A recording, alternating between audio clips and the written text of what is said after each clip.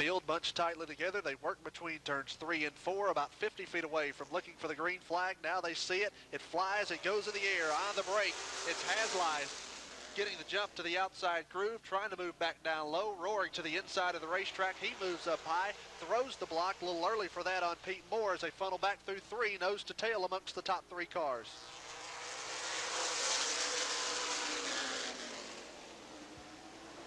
Down to the inside goes Roaring, tried to make the move, fell back a car length. One machine, Michael Winstead, out of the groove, possibly making contact with another machine. That all happening at the front of the field. Nevertheless, we stay under the green flag. Winstead going to get to the inside of the racetrack as he slowed dramatically. Van Nuys trying to get the run off turn number 2 to get underneath Jerkovic. Jerkovic leaving all the room in the world to the inside of the racetrack. Again, they race door to door coming off the corner, but they're losing ground to the front cars.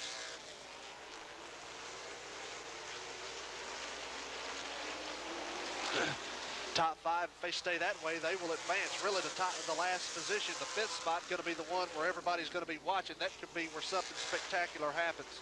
Off turn number 2, down to the inside, a challenge for that position now is the machine of Notestead. Try to go low on the automobile of Mark Hartline, but Hartline shut off the lane and cut off the advance and kept the position, at least for the moment. He's about 3, make that, I'm going to say 6 car lengths now from the front 4. A brief look to the bottom of the racetrack trying to grab the lead was Roaring, but he bluffed it in a hurry. He stayed in line. Pete Moore now slows the 86 machine up in turn 3, now in turn 4. Pete Moore off the pace. That'll move Tim Schendel up to 3rd. Hartline will go 4th and Nottestad 5th. He was a guy a couple of races ago here at Rockford, led a lot of the race, but right now his evening appears to have ended prematurely, or seems to be heading in that direction. Nonetheless, he is slow on the inside of the racetrack. Again, the front 2 really had basically an almost unchanged. Roaring kept the top spot at the pole as he come off turn number 4 and took the green flag. Haslai got the jump going to turn number 1 on the initial green to the outside to move down low, but Roaring has since went on by to reclaim the top spot. Hasn't won since 1996, which happened at Lebanon I-44 Speedway in Missouri. Car length, the separation on the back straightaway. It's kind of stabilized the last couple laps around the racetrack. Roaring keeps the top spot. If he continues to get daylight, he'll pull away from everybody else. It's just a matter of time before he catches the lap machine or a car about to go a lap down, which is Winstead, who did not get off good at the start. Kind of got lost in a shuffle and almost made contact with another car, but lost touch with everybody else and is just kind of out there riding for the moment, hoping for a caution. And meanwhile, Josh Vadnais in the 11 got around Boris Jerkovic for that spot. A great side-by-side battle for many laps. Now Vadnais in the 11 car takes over that spot. Meanwhile, up front, J.R. Roaring continues to lead in the Remax Challenge Series last chance race.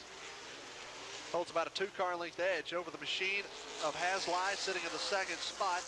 As Dean told you earlier on in the afternoon during qualifying, he left Freight Motorsports, has picked up a ride. This one seems to be kind of a one-race deal, if you will, with Jerry Gunnerman. He made arrangements for that in this weekend here. Currently 8th in the series standings, but does not have a lot of seat time in that particular car. Heading back to turn number 1, he does cut in front of the lap car of Winstead, pinches him coming off the banking and down the straightaway, but he is receiving heat from behind. He has to watch his backside carefully. He's got his hands full as he watches the machine grow larger in his rear view, but he appears to be slow on the inside. Either that or not taking any chances and doing anything that could cause him to fall off the pace, but looks like he's off the pace. He's headed to the garage area.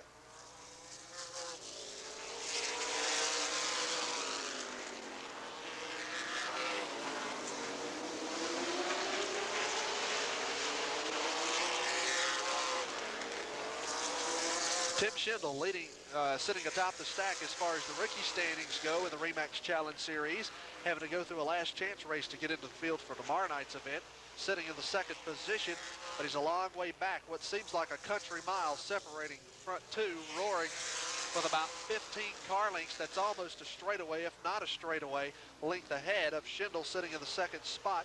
From 3rd on back, really that's the best race on the racetrack. But thing is, for Van Nuys, if he just maintains his position there, he's going to get a transfer spot. I don't think he wants to do anything stupid and make contact. And one thing that Dale Nottestad and Josh Vadnais have to concern themselves with is they don't have a provisional to fall back on. Nottestad and Vadnais get together off of corner number 4. Just as we say that, Vadnais, it's his first race in the series. Nottestad his second. They have to make tomorrow's show through this event, and they're bumping and banging on each other. Vadnais said, "I'm faster than you. Open up the lane and let me go on by. We'll both get into this race." But I guess the pass was being judged by a degree of difficulty or something, as Vadnais went down to the inside and moved off the bottom of the racetrack and made contact with him. He's since got sole possession of the spot and left the machine of Schindel behind, or make that Nottestad, as he's now fell back, but he himself's got a transfer spot. If he just sits there for the moment, he's going to lose ground, though, to Vadnais. Up front, though, didn't take long for Schindel to reel in the leader. He's within a couple of car lengths now on the backstretch. Roaring still with the top spot, however, closing in on Boris Jerkovic. He gets the move over sign at the start-finish line, saying the leaders are coming. Time to get out of the way and give some courtesy.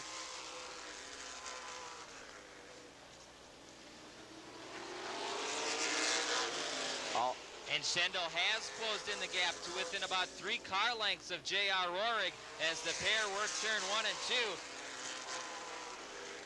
Schindel for a moment was slow, but now he appears to be going again. He's closed in. It's been the rubber band effect so far. But as far as the battle for the lead, Schindel, who closed in earlier, then lost ground, is now closing in again, kind of the accordion effect too. But he's now within a couple of car lengths, just working through turns 3 and 4. Off the corner, wiggles a bit at the start-finish line, but still 3 car lengths the separation between Rohrig in first and Schindel running in the second spot.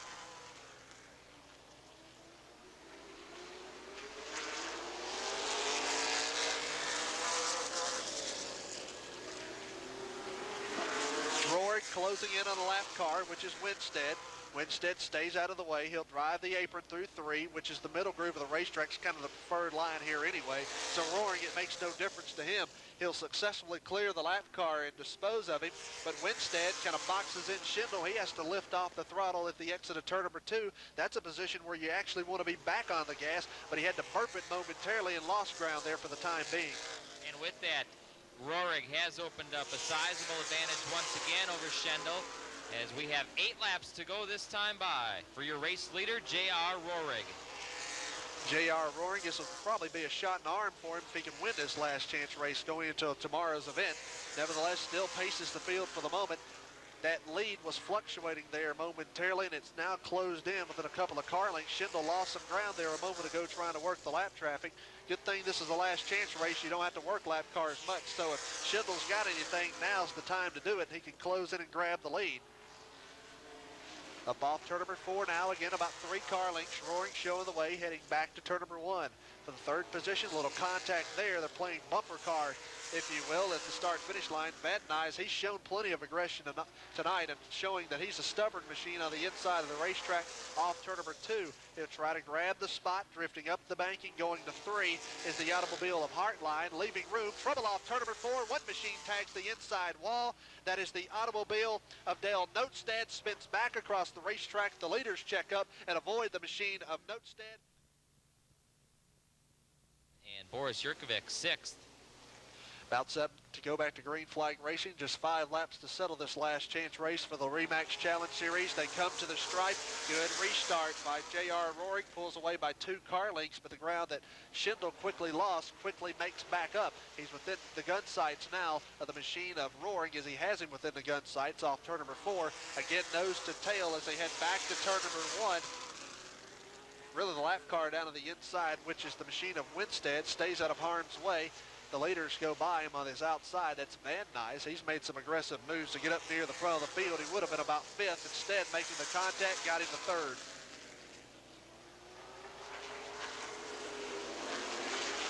Rohrig off the end of the backstretch. Schindel in the 2nd spot. Schindel may want to take the lead away, but he may just want to be able to sit there and say, "I'm safe. I'm in the race tomorrow." It's been hard to see. 2 car lengths, the separation between 1st and 2nd. Rohrig off turn number 4, about to see the white flag, comes to the stripe, heads back to turn number 1 like he's done all evening long. Tuck it to the bottom of the speedway, hits the back straightaway. Boris Jerkovic, he won't be a factor. They'll clear that machine or go wide of him along the front straightaway to the stripe. To the checkered flag is Rohrig, winning the last chance race for the Remax Challenge Series.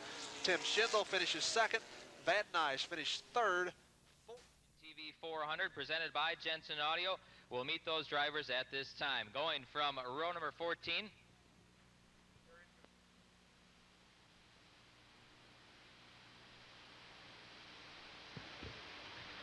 Again, starting in row number 14 in the Go Navy Chevrolet from Deerfield, Illinois, please welcome Michael Winstead. Row number 13 on the outside, it's the JMI Reliable Recovery Chevrolet from Orland Park, Illinois. Please welcome Boris Yurkovic. Starting on the inside of row 13, it's the Metro Milwaukee Auto Auction Chevrolet from Marshall, Wisconsin, Nathan Haslai. Row 12 in the Sports Now Sports Pagers Chevrolet, number 86 from McFarland, Wisconsin. Please welcome Pete Moore. Going from the inside of row number 12, making his second REMAX Challenge Series start in the Jeff Fuller REMAX Chevrolet from Cambridge, Wisconsin. Please welcome Dale Nottestead.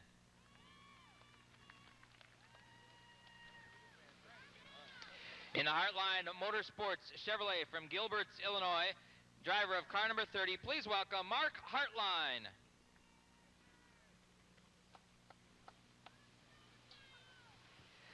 Going from the inside of row number 11, making his first career REMAX Challenge Series start, the driver of car number 11. It's the General Repair, a Royal Purple Chevrolet from White Bear Lake, Minnesota. Please welcome Josh Vadnais.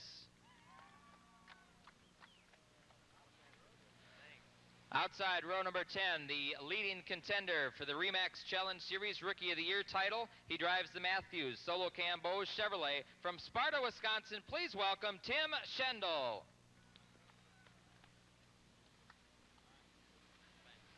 Driver finished second here in this event a couple years back. He'll go from the inside of row number 10 in the Garrity Engine Chevrolet. Won the last chance race last night. He comes to us from South Bend, Indiana. Please welcome J.R. Rohrig.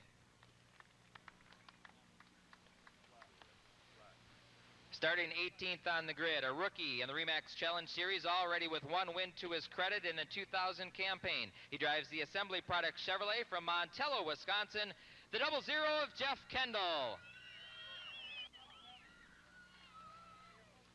Going from the inside of row number 9, from Greenfield, Minnesota, the driver of the Jensen Audio Parts Plus Chevrolet, car number 17, please welcome John Lemke.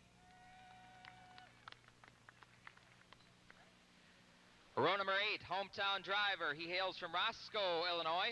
Drives the EDC Water Treatment RBR Trucking Pontiac. Driver of car number 42. Let's hear it for Matt Milan.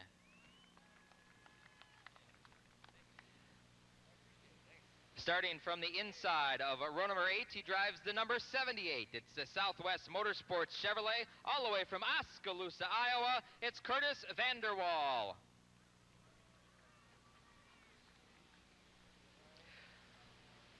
Going from the outside of row number 7, it's the Lisa Thomas Salon Feast Oil Chevrolet.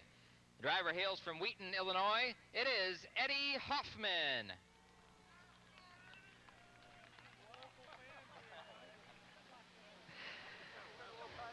Starting from the inside of row number 7, he drives the Structural Transport Wisconsin Holmes Ford Taurus. He hails from Stratford, Wisconsin. The driver of car number 9, please welcome Mark Kraus. Another driver making his first career REMAX Challenge Series start here this afternoon. He'll start on the outside of row number 6. From Webster, Minnesota, it's the Northern Racing Products Ford. Please welcome Jeff Martin.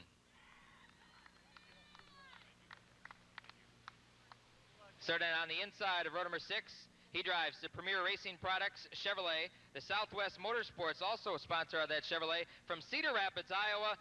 Car number 20, please welcome Johnny Spaw. Row 5 on the outside, your defending REMAX Challenge Series champion. 3 wins to his credit so far in 2000. He drives the Gildan Activewear bumper-to-bumper auto parts Chevrolet. Let's hear it for Brian Hoppy.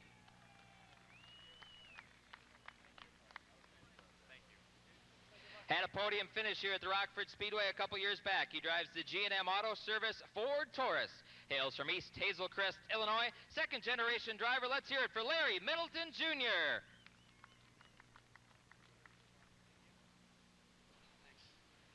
With the invert, your fast qualifier will go from the outside of row number 4. He drives the Sports Now Sports Pager Chevrolet from Janesville, Wisconsin. One more time, let's hear it for Travis Quapple.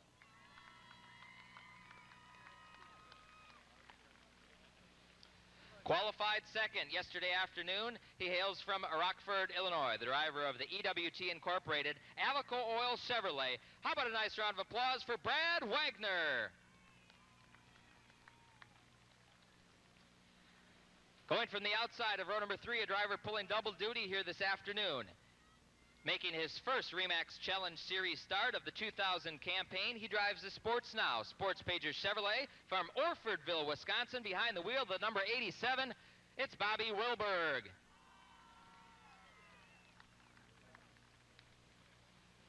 On the outside of row number 2, another one of those drivers making his first REMAX Challenge Series start of his career. He drives the AFCO Shocks Chevrolet. He hails from Waterford, Wisconsin.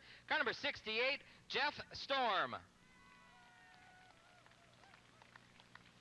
Starting on the inside of row number 2, the driver of the First Midwest Banks Chevrolet from Davenport, Iowa. Please welcome Justin Dirks.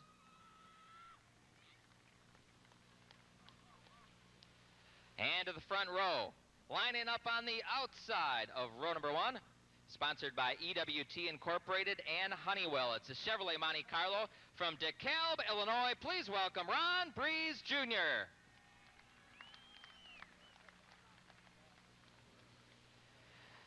And leading the field down to the green flag for the American TV 400, presented by Jensen Audio, is the driver of the Conco Paints Quaker State Chevrolet, a rookie on the tour in 2000. From Eau Claire, Wisconsin, please welcome Paul Menard. Again, those are the 27 drivers slated to take the green flag in the NASCAR REMAX Challenge Series event here this afternoon.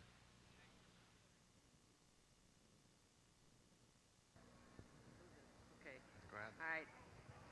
Gentlemen, start your engines. I didn't know that.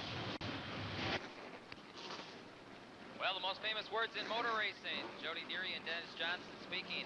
The gentleman starts your engines. As the 27 REMAX Challenge Series cars roar to life. Fireworks off of corner number 2. We'll be rolling the cars momentarily. Give an opportunity to clear the track.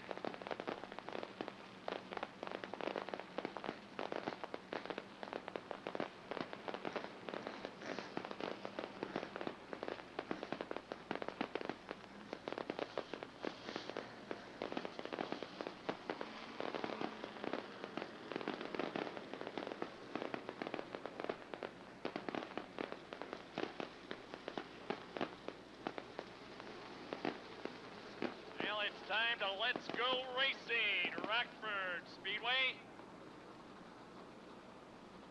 The American TV 400 presented by Jensen Audio. The last 4 or 5 races which took place at Gateway International back in July, so he needs some good fortune. He's had his share of problems, and his expectations were built up over last year after coming back to a particular type of short track car that he was familiar with last season.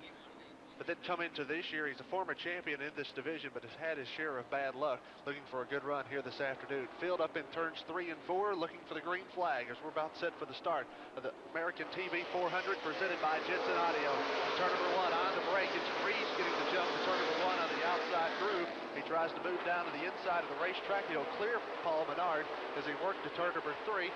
In behind him, looking down low, a challenge for the lead. Down to the inside goes Jeff Storm. He stays in behind him, though, for the moment. Now for second or third on back. They're still double wide on the back straightaway. Boris Jerkovic goes around, spins near the tail end of the pack, continues on, or stops now in the middle portion of the banking as they head back to turn number 1, but a caution flag going to fly here, with just 2 laps complete. Ron Breeze got the jump on the initial green. The garage area off turn number 4 will be a single file restart as they get set to come to the stripe. Green flag goes to the air, up through the gearbox goes Breeze, headed to turn number 1. pulls away by a car length or so. The scramble now on for second on the midpoint of the backstretch. Wilbur tried to look down low to get the run to turn number 3. Blocking his move there was Storm, who occupied the inside of the racetrack at that time. Again, they straighten out, single file back into the corner. Breeze, though, even though he has the lead, he's got his hands full and about to approach a lap car as he heads off the end of the backstretch. Michael Winstead slow on the inside of the Speedway. Now will ride onto the apron, give courtesy to all the leaders as they will all go by. Steve Carlson had to check up, though, as he kind of miscalculated things on where to be and had to tuck back into line. But now he goes to work trying to make a challenge for the 5th position to get inside the top 5. Carlson looking down low as he tries to make it stick coming off the corners. Menard good coming off the turns and down the backstretch, but going in is where Carlson gets a run under him. As long as they race door-to-door there from about Paul Menard on back, and Paul's the 5th place car, it'll enable the front group to pull away, which consists of 4 machines. Breeze right now with Storm directly behind him. You're not going to see really anything out of the ordinary take place as far as a lot of guys making any erratic moves coming off the corner, because it's early in the race. I think at this point you want to get through about the first 50 laps or so. And now trouble in turn number 1. It looks like the machine,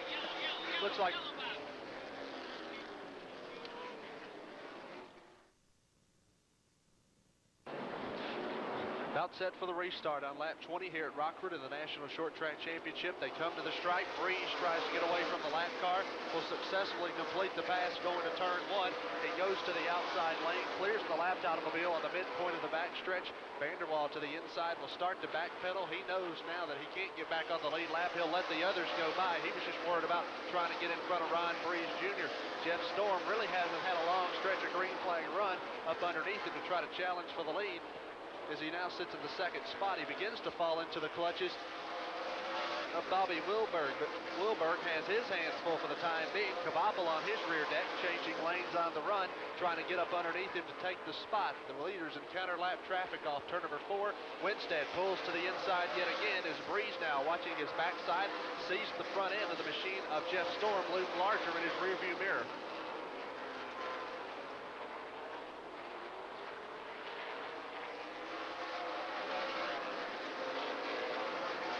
Travis Kabapel has thoughts of going to the inside of the racetrack, but it was Wilbert throwing down the block a little early for that. Nevertheless, we stay green as he went down to the inside. Trouble in turn number 1. That is the automobile of Mark Hartline, who hits the outside concrete. Try to get ahead of the leader, Ron Breeze. Pace car diving for pit road. We're about set to go back to green flag racing on lap 34 out of the 400 that make up the distance. They work off the far end of the racetrack. Breeze now tries to get away from Jerkovic. Jerkovic stays with him, though, on the inside of the racetrack. Breeze in the process of that 4-wheel slide. A little bumper car action going on the back straightaway, but they'll clear the outside and try to get by the lap machine of Jerkovic off turn number 4. The front 2 now clear the lap machine. Is trouble in turn number 1. As Michael Winstead, who's rounding out the top 10, is Larry Middleton Jr. Vanderwall and Moore, the 2 lap cars to the inside of the leader, Ron Breeze. They work off the far end of the racetrack. They come down to the stripe. They head to turn number 1. Breeze again good on the restarts, but so is Storm. He'll hang right with him, but he has to clear the lap car first before he can challenge for the lead as they funnel back through turns 3 and 4. It's Storm disposing of the lap machine off turn number 4 as they head back to turn number 1. 2-car breakaway at the front of the field. Breeze with one of those 4-wheel slides up the racetrack that open up a little bit of room on the inside. It won't develop, though, for Storm. He'll get back in line. Little bumper car action further on in the top 5 around the 3rd position. That's where Wilberg now trying to make the back end of his car as wide as possible. A couple of teammates now racing for position as Kabapel closes in from the rear flank, but still can't open up the lane on the bottom side of the Speedway.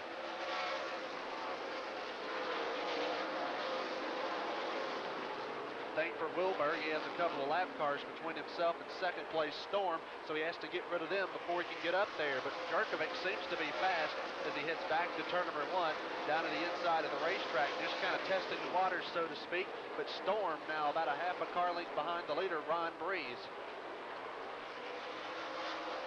Eddie Hoffman kind of boxed in traffic, opens up a little bit of room on the inside for Johnny Spall, but Hoffman actually going after the machine of Jeff Martin, who's making his first start in the Remax Challenge Series on the backstretch. This happening around the 11th position. Actually, Hoffman has 12th. He's trying to get 11th away from Martin. Stays in line behind him, at least for the time being, as they head back to turn number 1. Now off turn number 2, but Middleton's the car that's holding him up. He's driving like he's a lap car, working the bottom of the Speedway, but he and his Ford counterpart, Martin, working the low line, while Hoffman wants to go to the outside, but he can't make a pass. He's going to have to sit there for the time being. Challenge for 7th, off turn 4. Down to the inside goes Hoppy, who currently sits 2nd in the championship standings. Moves down low off turn number 2 and now pulls back into line. One car going to the inside trying to clear a lap machine in front of them is Paul Menard. To the inside on the apron goes Dirks. Down low goes Hoppy. He lays the block on Wagner. A lot of congestion there in turn 1. Middleton escapes, and at the expense of Jeff Martin, Hoffman is able to pick up a spot due to the fact that he was trapped behind a lap car and had to get on the brakes and check up into straightaway, while Hoffman had clear racetrack down to the inside and passed him with no problem.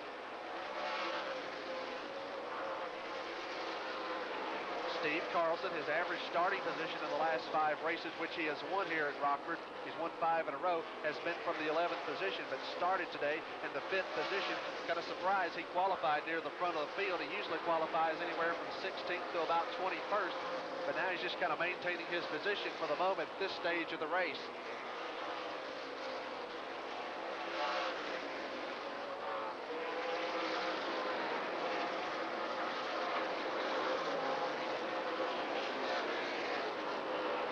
At the hip as the drag race continues. Kabapel will take a position away from Wilberg as he saw the opening at turn number 4. Been actually working on him the last several laps. It's really just a matter of time before he took the spot. Wilberg with his hands full now as he's drifting up the racetrack. He sees Carlson coming in a hurry, so he could lose 2 positions in one fell swoop. For the moment, though, is on the defending side playing some defense, trying to keep Carlson behind him.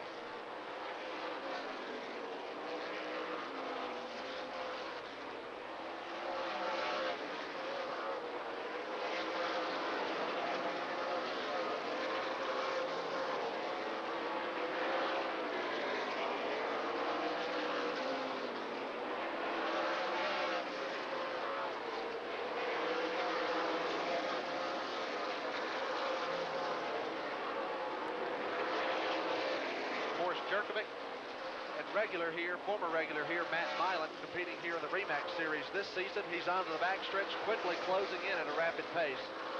And Steve Carlson has worked his way up to the 5th spot. A little ways back in the 7th spot, we find Brian Hoppy got around Justin Dirks.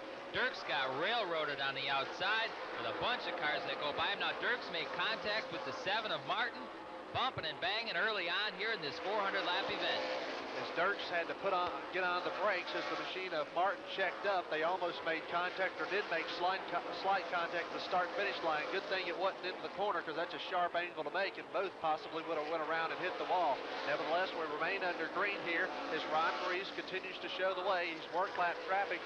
You would think if he would catch lap traffic, that will enable Storm to close in, but he's actually lengthening the lead that he already has over Storm, and increasing that. Storm still has yet to get around Pete Moore, but will finally dispose of him on the outside in turn number 1 as he went the long way around to get by him. Now he has empty racetrack between himself and the leader, Ron Breeze, but Breeze so far today has had the dominant car, but still a long way to go as we're only about a quarter of a way through this race. As Breeze now heading to turn number 3, he's about to catch another lap machine about a half a straightaway or so ahead of him. About to go a lap down will be Nathan Haslow. Kind of surprised that John Limke ran well here in the spring. Has not made much progress since the start of the race. Did not actually qualify well. Started in row number 9. And is one of the cars that he will be catching to go a lap down. Another one is Nathan Haslow, who left the Frank Motorsports team a few weeks ago after winning at Chicago Motor Speedway in Cicero, Illinois. He too, driving Jerry Gunderman's car this weekend, has struggled most of the weekend. He's about to go a lap down as Breeze quickly closing in. Really, a little bit of clean air would help for Haslow, but he continues to get boxed in some of those cars trying to stay on the tail end of the lead lap. And Breeze, who is all by himself for the moment, is starting to pull in and doing so in a hurry. Here's Wilberg swinging wide on a lap machine, the 7-time track champion here at Rockford, on a track that seems like he's got a million laps around this place, trying to clear the lap car of Moore back to turn number 1. Carlson follows him through on the outside groove. Jerkovic and Pete Moore, they're actually racing for position. A couple of lap cars going at it. Nevertheless, Wilberg and Carlson pull away, however.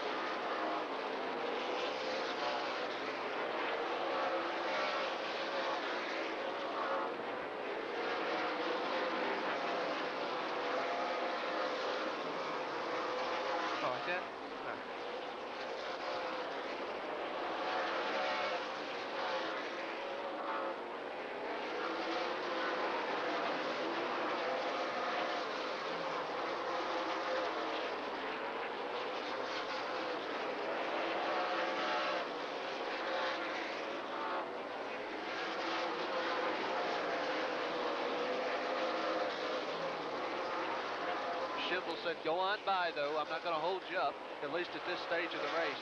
Nathan Haslow, the next machine to go a lap down, is closing in as the leader, and he sees him coming, stays to the inside, but he's trying to make a pass on Dirks. Dirks was actually running near the front of the field, but has since backpedaled as he got lost in a couple of shuffles.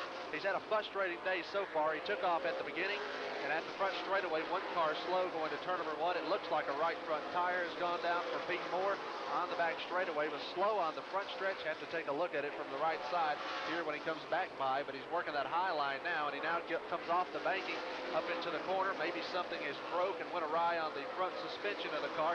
Tough break for Moore. He's had a frustrating afternoon, making his second stop on the pit road.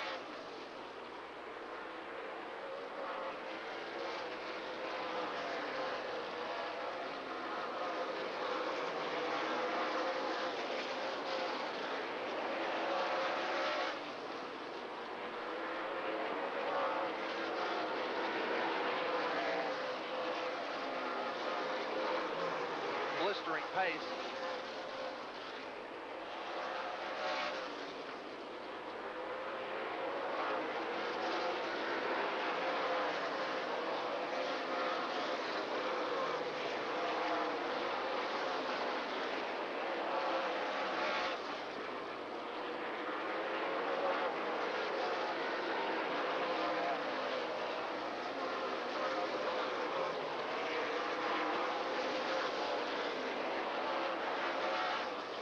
Perhaps the best race on the racetrack currently into turn number 1 is between Bobby Wilberg and Steve Carlson. Heads on to the back stretch, gets back in line after taking a look to the outside.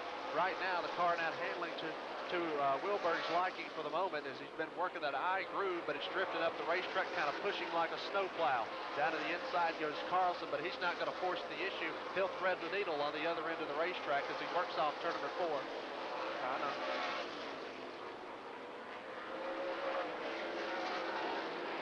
Trouble on the back straightaway. Couple of cars make contact. Couple of them are teammates.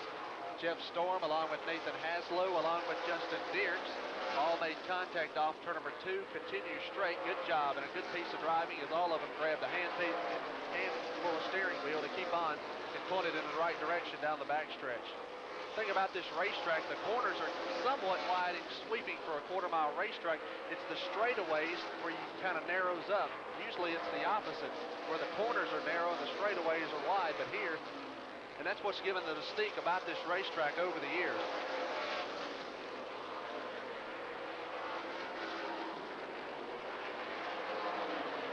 Here's Kvappel. What he wants to do is just kind of get through the traffic, but he does have the cushion off turn number 4 as he works back to turn number 1. Kvappel now works back to turn number 1. Dierks directly behind him, but he's a lap machine as they work on to the back stretch. Kvappel off the end of the back stretch following the lap cars, but he does have a cushion of about 3 of them between himself and Bobby Wilberg along with Steve Carlson. We understand the 9 car of Mark Kraus goes up on the board. Black flag out for Kraus as his steel rear bumper drags the Speedway. Mark Kraus will go a lap down as his crew tends to the rear bumper of that machine. Crew now on pit road trying to pull away the tail section of the car along with they'll add a first can of 76 Racing fuel. No tires as he comes onto pit road. Just the bumper bar on the rear end of the automobile was dragging the racing pavement as he was black flagged. An unscheduled stop for him. A tough break for Kraus, who has had his share of bad luck in his last couple of seasons competing in this division.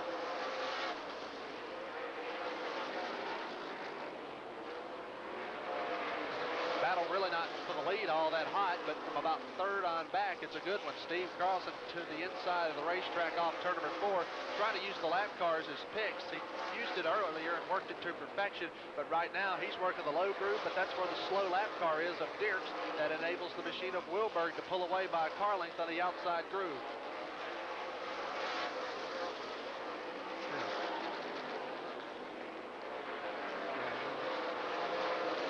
Paul Menard to the outside groove as he tries to keep the position. Down to his inside is Hoppy. He got a run a moment ago, but kind of backed up a bit off turn number 2. Middleton follows him as well as he occupies the low section of the racetrack. They put the double team on him, and just that quickly you can lose spots here. If you can't get the car to work on the bottom, you're simply not going to have much luck. Right now, that's the case for Menard as he got drop kicked and lost 2 spots in that process. He's back to around the 8th position.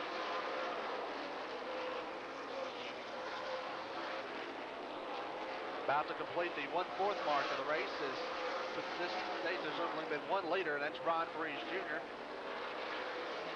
He shows the way over Jeff Storm, who sits in the 2nd spot. He's done a good job here so far today, making his first appearance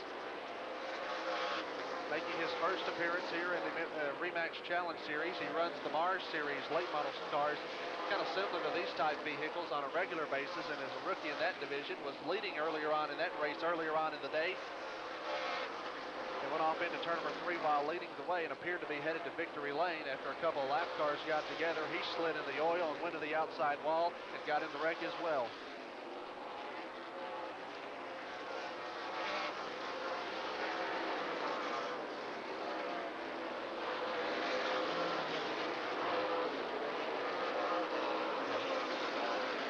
Here's a challenge for position. Middleton opens up the inside groove as he saw it midway down the backstretch and seeked opportunity and got it. Accepted the invitation, gave the thank you sign, and passed Hoppy for the spot on the backstretch as he pulled away by a car length. But still, his trouble's not over as he's still got more lap traffic to deal with.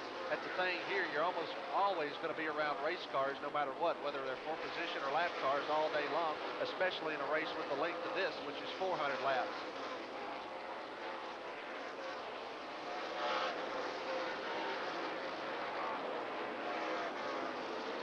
Steve Carlson, once he passed Bobby Wilberg, he was able to pull away, move Carlson up to a 4th position, move Wilberg back to the number 5 spot. The thing is, for Middleton, he still has traffic to deal with. If he can get by them, but the task is not going to be an easy one, he could probably catch Wilberg. He's the car on the move at the present time here in this race. Working into turn number 3, he's got Hoppy directly behind him, but he passed him a moment ago. The reason why he's staying with him is because of lap cars, which are racing in double wide formation. He's trying to punch the holes off the corner. Hoppy takes a look, almost a 3-wide situation. It wouldn't work though. Back to turn number 1, Dierks to the inside of the racetrack. Not had a good afternoon, almost 2 laps down, I do believe, if memory serves me correctly. Again, it's Ron Breeze Jr. leading. 2nd belongs to Travis Kvaffel. 3rd is Jeff Storm. Running in the 4th position is Steve Carlson, and 5th is Bobby Wilberg. That's your top 5. Running in the 6th spot is Larry Middleton Jr. 7th belongs to Brian Hoppy. 8th position is Paul Menard. 9th is Eddie Hoffman. Running in the 10th spot, I do believe, would be Johnny Spall, but have to check on that in a moment to clarify that. Keep an eye on the 87 of Bobby Wilberg down the front straightaway right now. We noticed a couple of laps ago that Wilberg's machine with little puffs of smoke off the back end of the 87. So keep an eye on Bobby Wilberg and see if he can make it the rest of the way. Just under 300 laps to go. It'll be a long 300 laps for Bobby Wilberg at this rate. Back to turn number 1, still more traffic in front of the race leader, Ron Breeze Jr. Johnny Spall, I believe he's the 10th place car, about to go a lap down. Works to turn number 3, but stays directly behind him for the moment. He's just trying to be as patient as he can now because he's put distance on everybody else, but if he gets held up just the least little bit, that lead will quickly evaporate in a hurry. Off turn 2, Kabapel now swinging wide of the lap car of Kraus. From there back, here's Jeff Storm applying the front bumper to the machine of Kendall, who holds him up on the inside or outside lane, I should say. Martin was already there filling the hole on top of him, so he had to stay to the outside there for the moment. Badness directly behind him as well, but Carlson's the car kind of boxed in for the moment. He's trying to get through lap traffic and clear John Lemke. Stays behind him. Martin's to the inside. He'll continue to backpedal. To the outside lane goes Carlson, trying to clear the machine of Martin on the midpoint of the back straightaway. Finally gets by.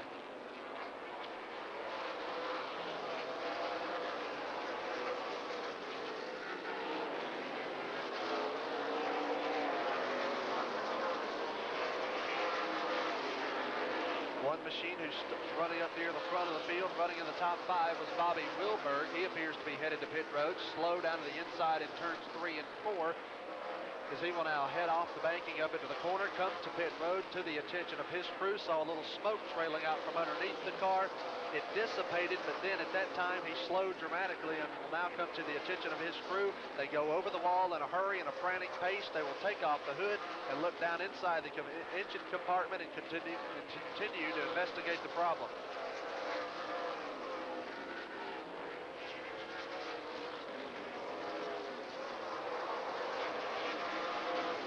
Should he retire from the race, he would be the 7th car to retire from this event here today. Pete Moore also behind the wall, along with J.R. Roaring, Michael Winstead, along with Hartline. He's behind the wall and Wallback as well.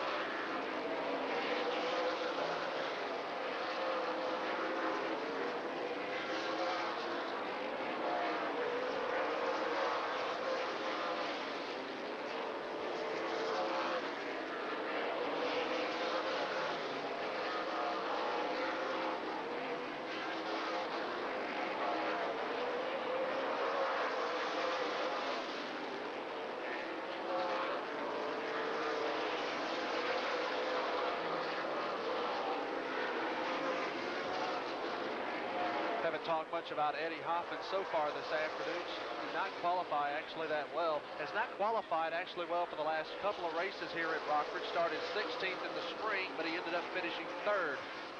Right now runs in the top 10, having a respectable effort, just kind of maintaining his position now. He's starting to reel in Brian Hoppe. He's cut off a couple of car lengths the last several laps around the racetrack, but still a lot of work to do before he reels him in. As Martin now makes a stop out onto the pit lane, an unscheduled stop as the crew now a couple of pumps on the jack and the car's already off the ground. They will go to work on the right side, change right side tires and put on fresh rubber. But pitting under the green flag, you're going to at least lose about 3 laps at the least.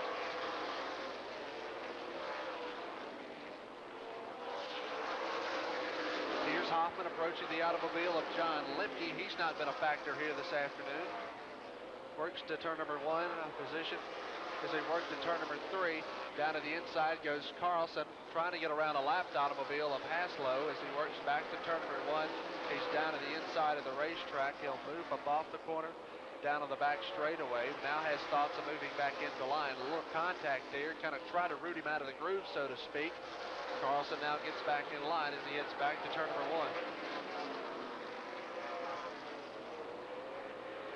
Here's the leader, Breeze, now clearing the lap machine. Saw the opening at the exit of turn number 4 to go back to turn 1 to make the pass on Spall.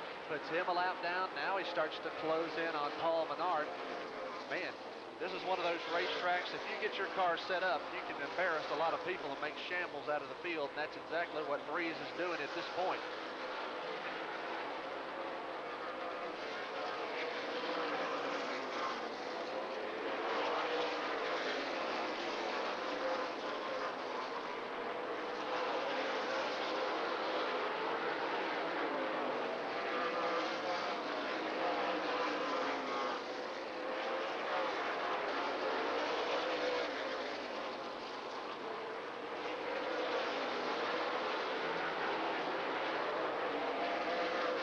Menard currently in the running order, led him to the green flag here this afternoon, about to go a lap down. The handling not quite right on his car and hasn't been since the start of the race as he fell back in a hurry. Closing in is Ron Breeze, about 2 car lengths in the rears, does that little 4-wheel slide up the racetrack in turns 3 and 4, starts to draw ever so closer to the back deck of Menard's car. For now, they're running single file and approaching more lapped automobiles, but are cars that are a lap or more down. As Martin's to the inside, he's about 4 laps down in the rears of leader Ron Breeze as he'll swing wide of him at the stripe to clearing back to turn 1. He'll follow the path behind Paul Menard to the outside groove on the midpoint of the backstretch. Brad Wagner is directly in front of him, kind of holding him up. That's why Breeze, who is starting to grow impatient though through the traffic, pressing hard and is ready to pounce on Menard to put him a lap down should the opportunity arrive. Now it has, as they've cleared those cluster of machines that were racing double wide a couple of rows deep a moment ago.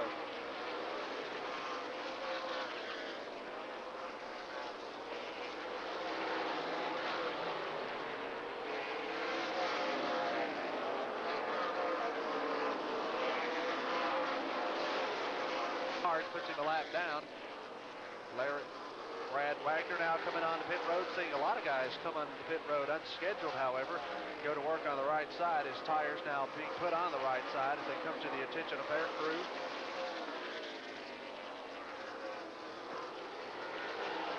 This is one of those racetracks where you can actually go about 300 laps on a tank of fuel, so fuel mileage is not a question.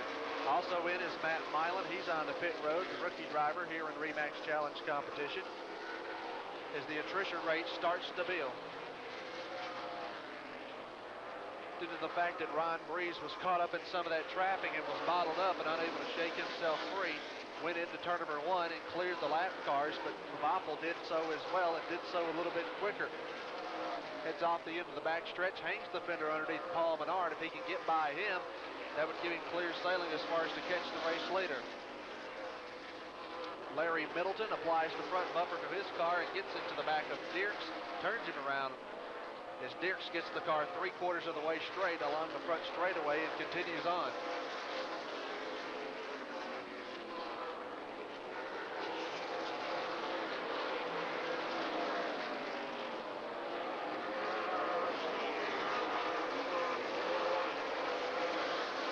Taking him a long time, but Eddie Hoffman has finally reeled in Brian Hoppy. He's been working on it pretty good as far as to cut off the distance, and finally has. He could be one of the faster cars on the racetrack, but just a poor qualifying effort has had him in the back of the field and had to play catch-up for about the last 45 minutes or so. Here's Hoffman on the rear deck lid of the machine of Hoppy off turn 4. For now, the two Chevrolets going to run nose to tail back into the turn. They'll work down to the inside, now back to the outside as they had to go wide on Jerkovic, who made another stop on the pit road. Has had his problems today after bringing out the initial yellow, spinning in turn number 1.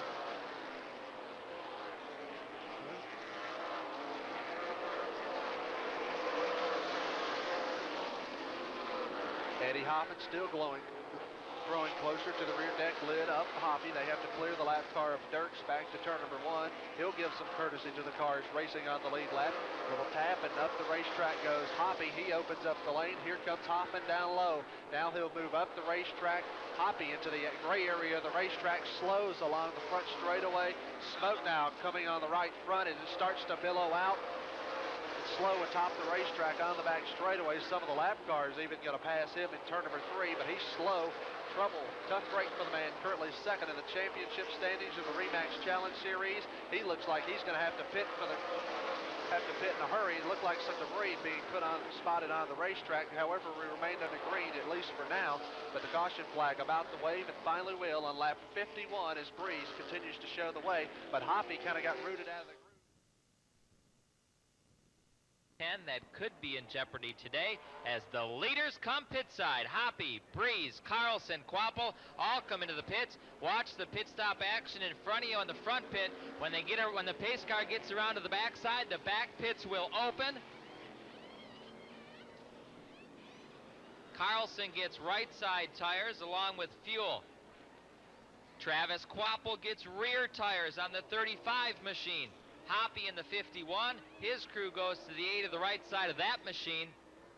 In the back pits, we see fourth running Larry Middleton Jr. in, along with Eddie Hoffman. So quick pit work puts Carlson back onto the racetrack in the first position, I believe. I have to check that as far as all the leaders, how they came off pit road, but I do believe it was Carlson winning the race off pit road, followed out by Ron Breeze Jr., third coming off the pit lane. Eddie Hoffman, good pit work for him as they bust off a good stop. His team does, puts him third. Fourth will be Travis Kabapel, and Jeff Storm will be the top five off the pit lane. As that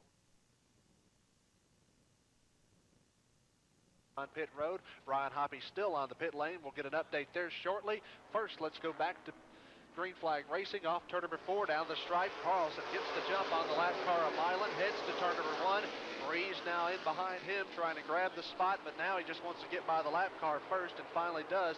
Eddie Hoffman now trying to clear his way through the traffic. They work that outer groove off turn number 4 as they come off the corner down to the stripe. It's a front 2 now that have broken away from everybody else, which consists of Carlson and Ron Breeze Jr. Back from third on back. That's where the hard scrambling on going as I speak. Is Eddie Hoffman trying to keep the spot right now. He's got his hands full. Kabapel wants to work the low groove, but he loses momentum to the exit of the corners and starts to fall backward. Jeff Storm also there along with Larry Middleton. Paul Menard, who went a lap down there just prior to that caution flag, about 10 laps prior to the last yellow. Directly behind him along with Brad Wagner, who made an unscheduled stop onto pit road. Here's Kabapel down low, challenging for third, trying to get up underneath Hoffman. It won't work going into the corners. They head back onto the eastern end of the racetrack. Now Larry Middleton trying to make a move going into the corner, trying to grab the 5th spot. They make contact through the corner, slipping and sliding around as Storm leaves the lane open, but now protects the outside at least for now and pokes the nose ahead of Middleton on the backstretch. That battle continues on. Middleton trying to get it, and it hasn't been for lack of effort.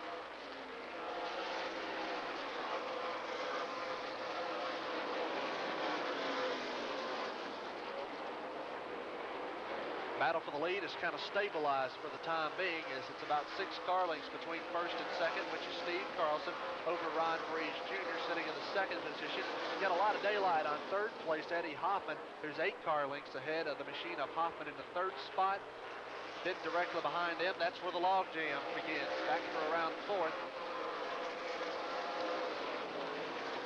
That's where Kabapel, feeling a challenge from behind, looks at his rear view. Middleton there, all over the rear deck lid. Again, that Chevy and Ford battle for position off the corner. Down to the inside is Middleton. Kabapel now losing the spot as he gets pushed back in behind him, but will now try to get back to the inside quick enough to close off the lane from Jeff Storm in 3.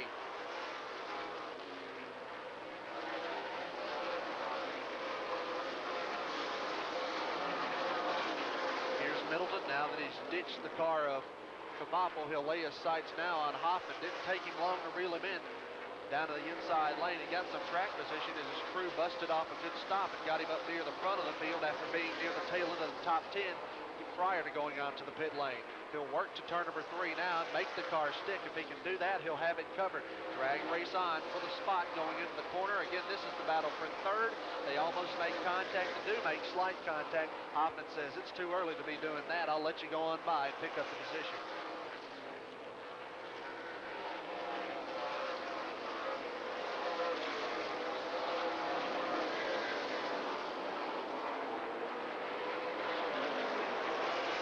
But now, if Middleton is going to catch Ron Breeze Jr. or even get to Steve Carlson, he's first going to have to deal with Ron Breeze Jr. Right now is a full straightaway behind, but he's clear of the traffic, doesn't have anybody to race for position or have to deal with any lap cars as he'll now try to track down the front 2. They're encountering the lap machine off the corner, but it won't be no problem. They'll clear the car of Matt Milan going to turn number 3. So will Breeze as Carlson and Breeze now clear of the traffic for a good bit as they're about a straightaway or so clear of traffic off turn 4. Hoffman up into the outside lane, up into the gray area of the racetrack. Don't believe he got into the wall, but checked up a bit. It enabled the lap machine to close in, which is Lemke to his inside. He can't afford for that to happen. Kabapel now closing quickly from the rear flank off 4.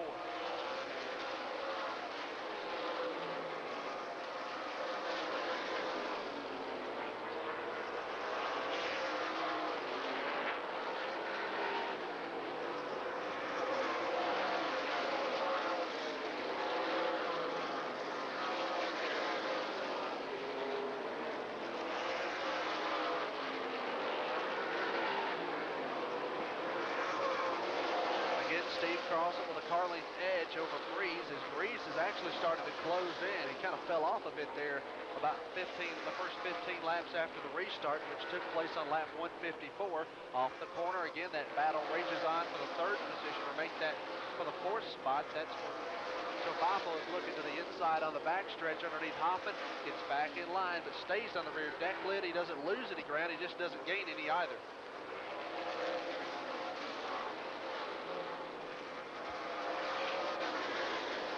Hanging the fender down low at the midpoint of the backstretch is Kvapo, working on Hoffman through 3 and 4. He'll draw even off the corner, but now lose ground on the straightaway, back through the turn on turns 1 and 2. Driving up the racetrack is Hoffman. He likes that groove. He's been working it for about the last 50 laps or so. Doing a good job at least holding on to the spot after checking up a turn number 4 for some reason. But for the moment, he got his hands full in turn 1. Planting the car to the bottom and making it stick is Kvapo, trying to grab the position. He'll stay there for the moment off the end of the back stretch, put the fender up underneath him. But again, can't draw all the way even, but they've drag raced a couple of times. It's just Hoffman getting the upper hand continuously.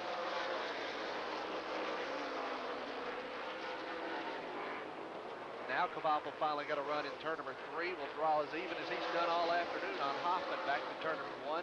They're starting to slip slide around as Hoffman doing that 4-wheel slide. Trouble in turn number 3. Larry Middleton up against the outside wall. He and a lap machine getting together, which is Matt Milan. Hard contact into the concrete off turn number 4. Middleton now sitting up against the outside retaining wall in turn. Service. Ford Taurus of Larry Middleton Jr. come down before the front, before you on the front.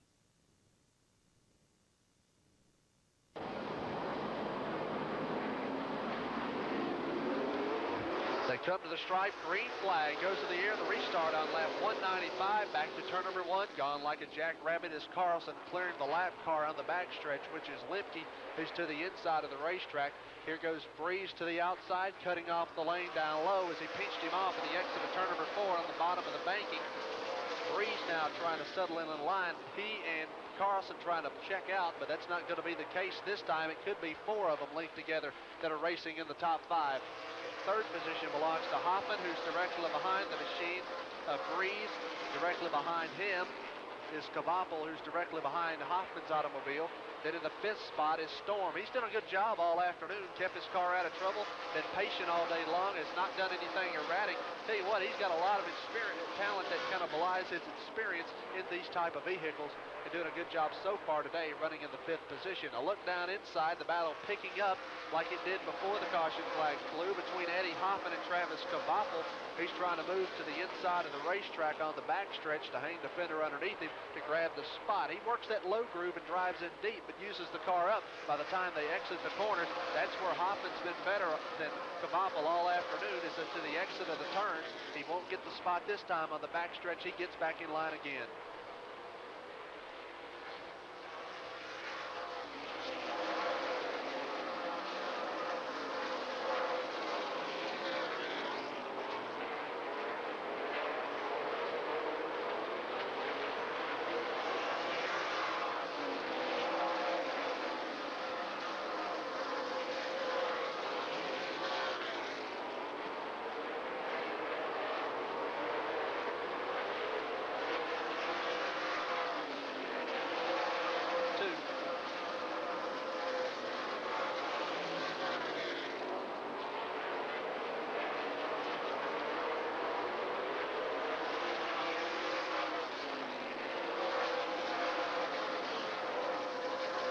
Steve Carlson, the race leader currently here at Rockford Speedway. He took the lead on pit road. Trouble off turn number 2. One car spins to the entrance to pit road on the backstretch side.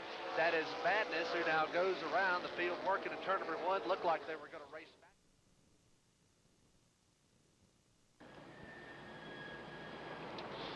So Vadnais, bringing out the most recent caution, is now back out on the speedway after visiting pit road and spinning off turn number 2. He didn't hit anything. Slow on the restart, trying to stay out of the way. Carlson gets the jump. He'll try to move to the inside, but Breeze is not going to move down there because the lap car was already to the bottom of the speedway. They shake free of the traffic. They'll funnel through turns 3 and 4. It's Carlson again leading by a car length over Breeze.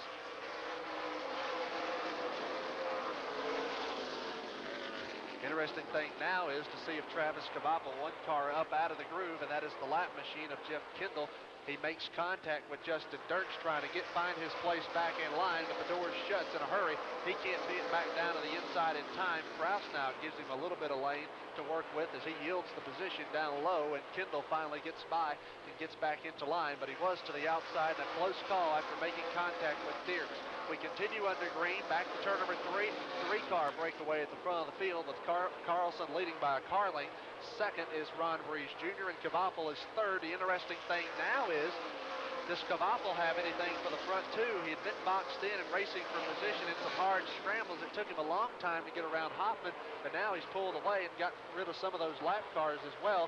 And now he's laying his sights within a car length of second place Ron Breeze Jr. Passing either one of them is catching him is one thing, passing is another. He has caught him, but the next job at hand is trying to pass him and take the spot. I think passing one fast car is enough, but passing two of them, man, that could be too much to ask.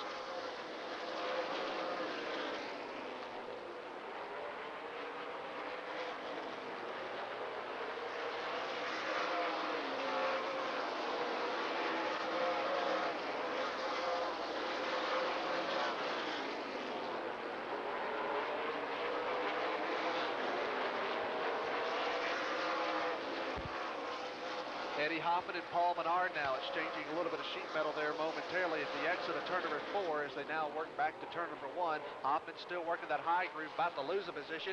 Madness along with Jeff Kendall now check up. Madness does. The machine of Kendall spins, backs down to the apron of the racetrack. He's trying to get refired to get pointed in the right direction in time, but the caution flag is going to wave as his machine sits idle for the moment. The back end and the back tires in the grass.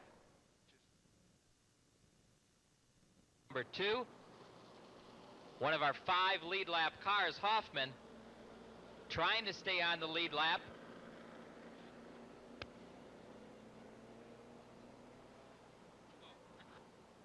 On pit road as Eddie Hoffman comes through the backstretch side of the pit area, comes to the attention of his crew. It's about right, though, him coming to pit road about lap 225, or lap 221, I should say. I talked with him this morning. They figure they could go to around a little past halfway before they could come down pit road to stop, and right side tires is on. Quit pit work now. The jack is dropped, spins the tires. He's bowed back up. 29. They head off into turn number 3. It's going to be Nathan Haslow along with Mark Kraus. Kurt Vanderwall to the inside, another lap car as they work off turn number 4. Back to the stripe, green flag goes in the air as they head back off to turn number 1. Down to the inside of the racetrack goes Carlson, disposes of the lap car of Haslew. Here comes Breeze now, flat-footing it on the backstretch. Got the car almost sideways, but the lap car was there to the inside, but nevertheless does get by the lap machine and doesn't even lose any ground to race leader Carlson back to turn 1. Cavapel going to the outside. He gets contact as he makes contact with the machine of Haslow, who's to the inside of the racetrack, trying to punch a hole for his teammate, perhaps. Jeff Storm to get by. Haslow has right front fender damage as the right front fender is kind of dangling in the breeze as he continues to circulate around the racetrack. Won't be surprised if he gets the black flag in the next couple of laps. Nevertheless, off turn 4, everybody for the most part throughout the field single file as they head back to turn number 1.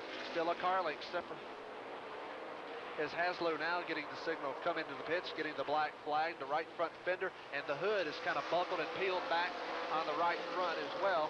The right side of the hood as he's now down to the apron. He realizes it's time to come to pit road. He will now head to the attention of his crew. They will move the hood, along with remove the right front fender, which was dangling in the breeze as he made rounds around the speedway.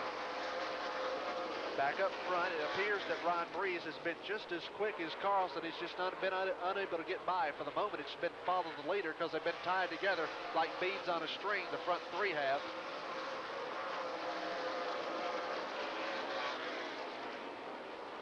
Eddie Hoffman, who came in under that last caution to get right side tires and then came back to turn number 3, tried to clear some of the traffic. He's kind of just boxed in there for the moment, has to ride and do the best with the cars that he's being dealt with. Now trying to get to the inside of the racetrack, but gets by Justin Dirks, who's been involved in a couple of skirmishes throughout the day. Up front, though, the front 3 have pulled away from 4th place Storm and left him behind as they head on to the backstretch and now into turn 3. It's still Carlson showing the way. In second is Ron Breeze Jr. Third is Travis Cavapel. Kabapel's kind of been one of the players here earlier on in this race. He's just been boxed up in traffic. This has been kind of the first time that he's had a clear shot. He's trying to take a shot and get the position from second place Ron Breeze Jr. 3 wide there for a moment with John Limke along with Johnny Spall and Mark Kraus, but nevertheless they continue on after somebody had to give, and it was Spall who checked up first off 2.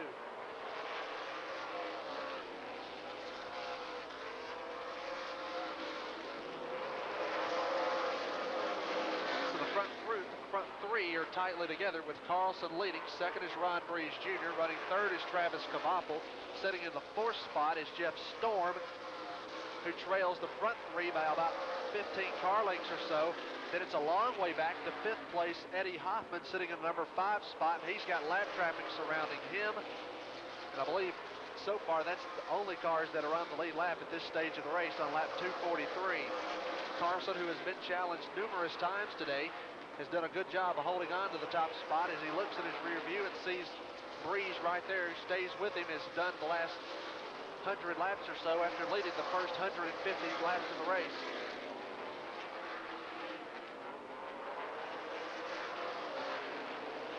Paul Menard swinging wide of Tim Schindel, trying to get by him at the top of the banking off turn number 4. Schindel is stronger on the front straightaway and pokes the nose ahead of him back to turn 1. Tries to move up the racetrack, but he does open the lane down to the inside for Vanderwall, heading to turn number 3 off the end of the back stretch as he'll plant the car firmly to the bottom. Jeff Kendall into the outside groove, stays there and allows the traffic to bypass him. A nice job by Kendall, keeping the car off the wall and letting the traffic go by before he gets back in line. He's already spun once today and spun down in between turns 1 and 2 after he and Madness got together. He then spun and got stuck in the grass down in between turns 1 and 2, but then managed to get himself out.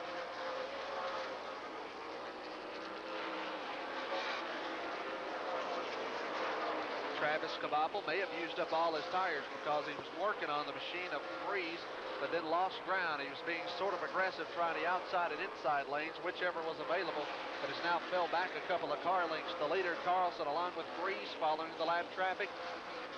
Back into turn number 1 as they will have to go to the high side of the racetrack on the back straightaway to clear Kendall.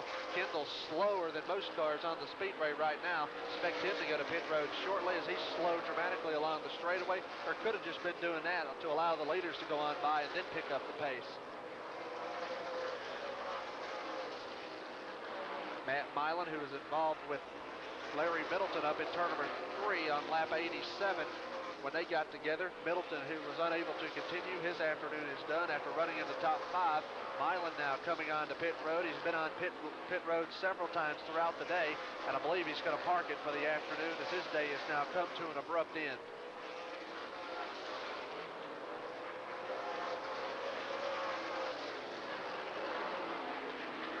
Jerkovic, the next car to go yet another lap down. He brought out the initial caution flag here this afternoon after spinning in turn number 1.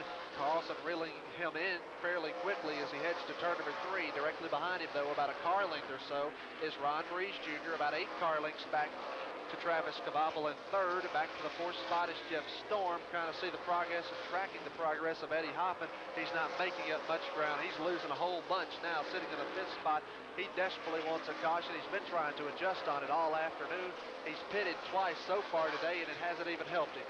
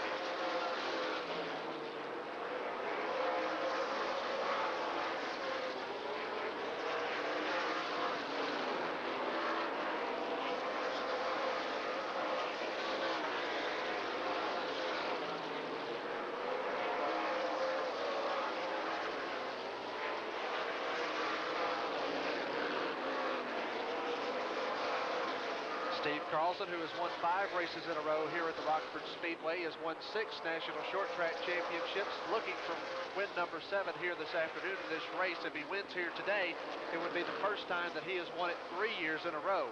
Off turn number 2 now as he continues to pace the field around the Speedway, leading Ron Breeze Jr. in the 2nd spot.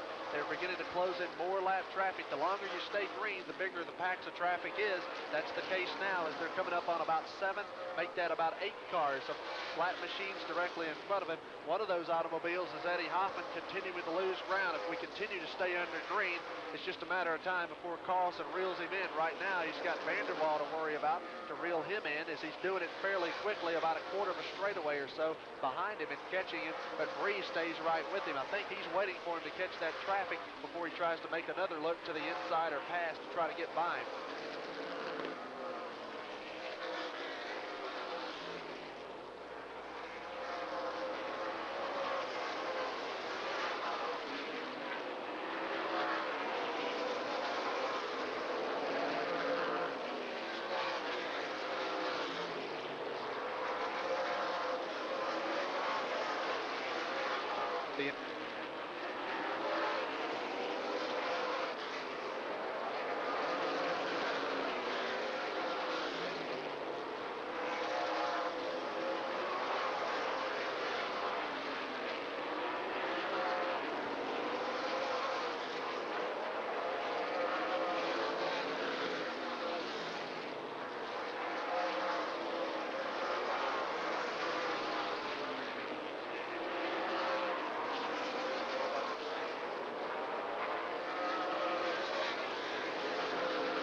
Working lap traffic through turns 3 and 4, swings to the outside, got a car into the wall, same spot that Kendall almost got into the concrete earlier on, smacks the concrete, glances off of it. We remained under green, but he's going to stay to the outside of the racetrack before some of the other cars go below him to pass.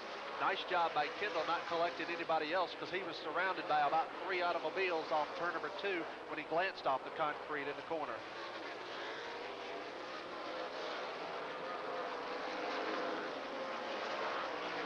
Carlson still working the lap traffic, threading the needle and tiptoeing between turns 1 and 2.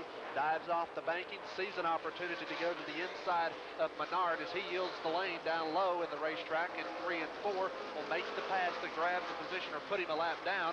That's Carlson, the leader. This time, Breeze not able to stay with him through the traffic. He's getting held up, trying to move away from Vanderwall along with Madness to go to the outside of him, but he's now in a big cluster off turn 4.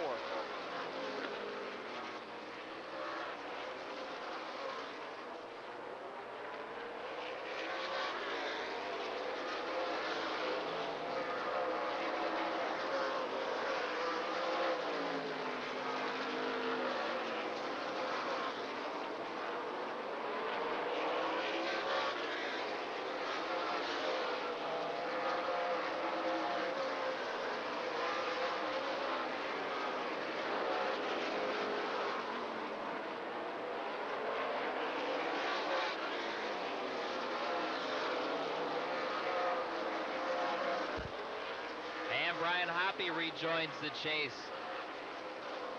100 or so laps behind the leaders, but Hoppy never one to give up, chasing those valuable Remax Challenge Series points. Great to see Hoppy and his crew able to make those repairs as he rejoins the chase.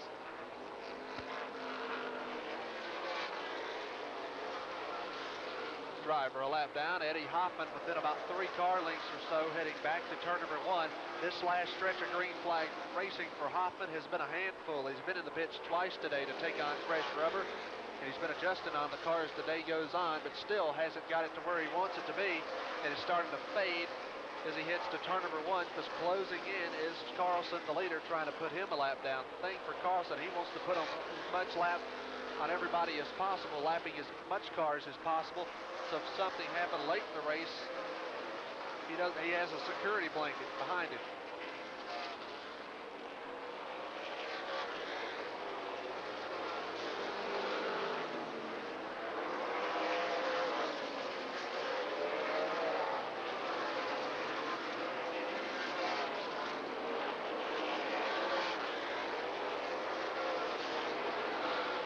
Vadnais now on pit road yet again here at Rockford Speedway. Dives off the banking up into the corner.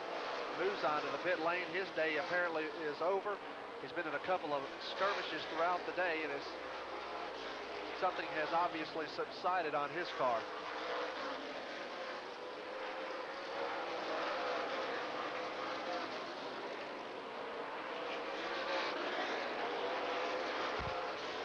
For position, Jeff Storm in the 68 looks underneath Travis Quapple off of corner number 4.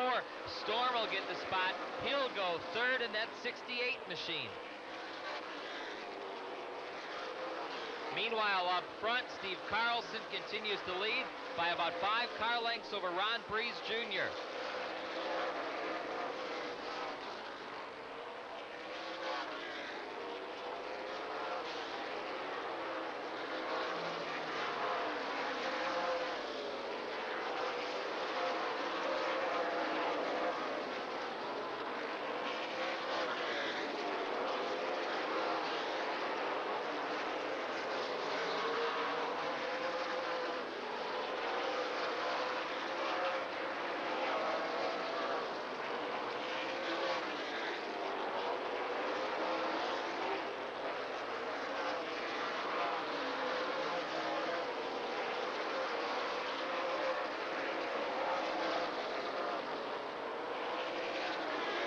Closing in on lap 300 here of the 400 that make up the American TV 400. Again, presented by Jensen Audio. Carlson continues to lead up the back straightaway, followed by Ron Breeze Jr. Third place, Jeff Storm, now entering corner number 3. A little ways back to Travis Quapple. Quapple slipping back somewhat through the field. Those 4 cars, the only 4 that remain on the lead lap.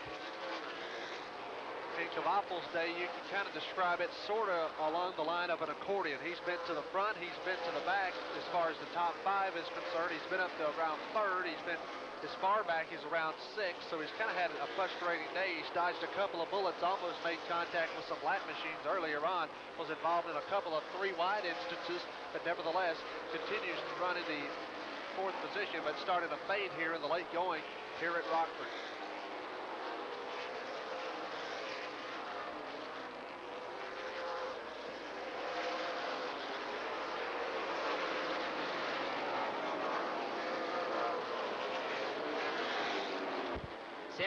Kurt Vanderwall up in the wall, up in corner number 2. Second yellow that on Steve Carlson's machine. Also in is Travis Quapple, along with Jeff Storm. He is in. Ron Breeze Jr. also in.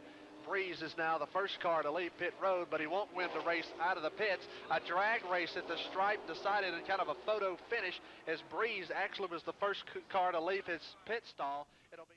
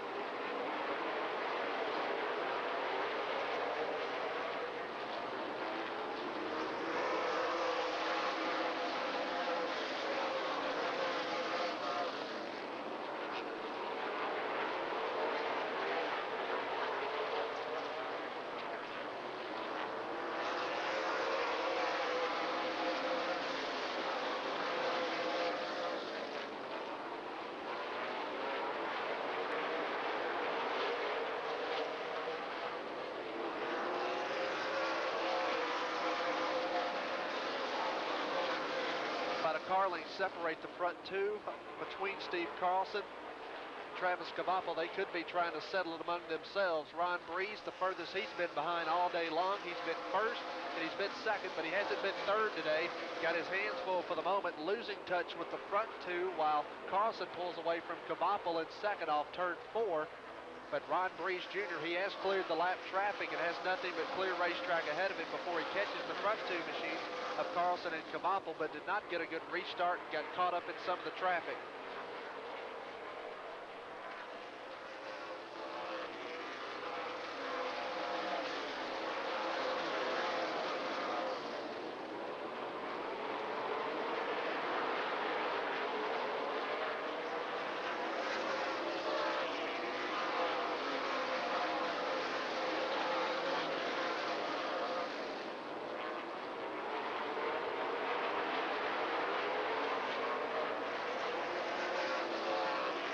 Lipke at the exit of turn 4, he'll grab the spot back to turn 1 to try to get down to the inside, but he has to worry about Hoffman, who closes in from his backside after they went through and around the lap car of Lipke.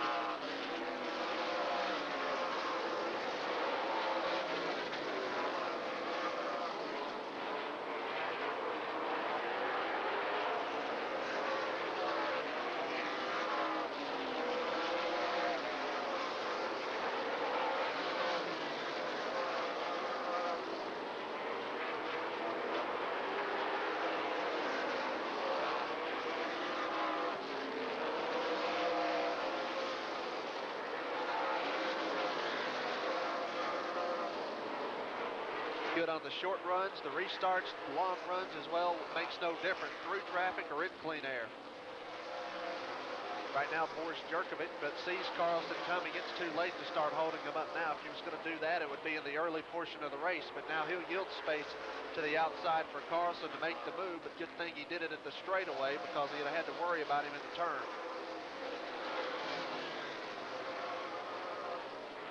Breeze Jr., who was losing ground, maybe starting to catch the second place car of Travis.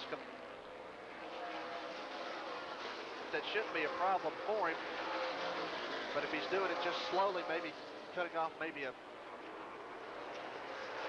half, that's not going to be enough. The race will be over by the time he reels him in.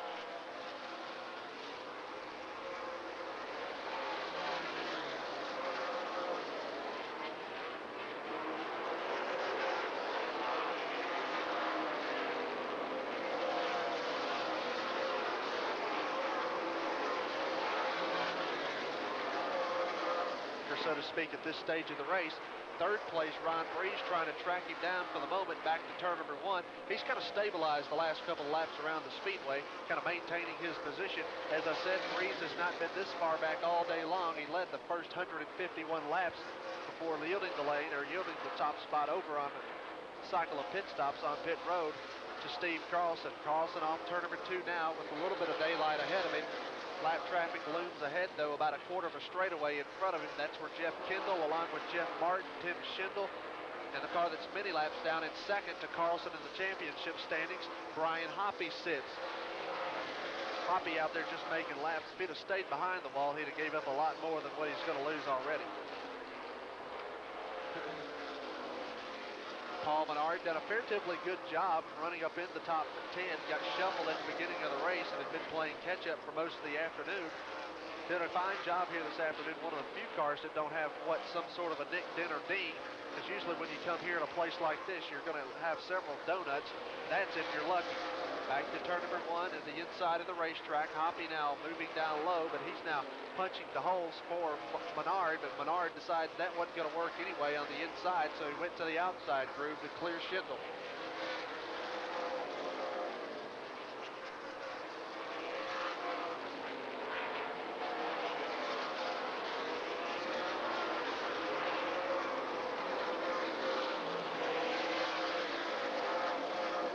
2 rows deep, a double wide racing directly ahead of the race leader as they head back to turn number 1. He's to the inside of the racetrack, but knows he's going to catch him rapidly. I think he's kind of backing off just a bit to catch him slowly, hoping something may happen beforehand so he can maybe get a caution or so and have another restart and not have to worry about these lap cars. For the moment, he's back in between turns 1 and 2. Still, that lead has kind of stayed the same over the course of since the restart of about 6 car lengths between himself and second place Kvappel in the second position. Third belongs to Ron Breeze. As I said, he's a car length behind him. He's now starting to chop the distance on Kvappel. He's now back on the comeback trail, so to speak, after being behind on the restart.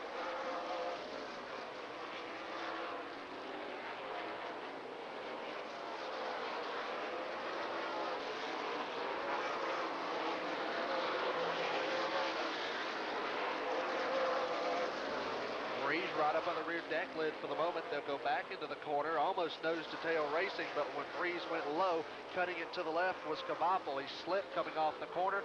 Down to the inside comes Breeze. He's not going to make the pass this time, but the rear tires, which plays a factor here because they spin when you hit the throttle, down there started to show as far as Kvappel's machine is concerned. He's not getting the grip necessary on the rear to come off the turns.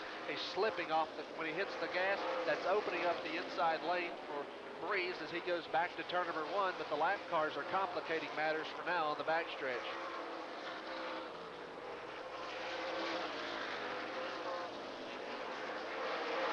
Winless so far this year, didn't even win last year after he drove for Jerry Gunderman's team. He's, for the most part, driven for his family and is back with his family this year in the 2000 REMAX Challenge Series season.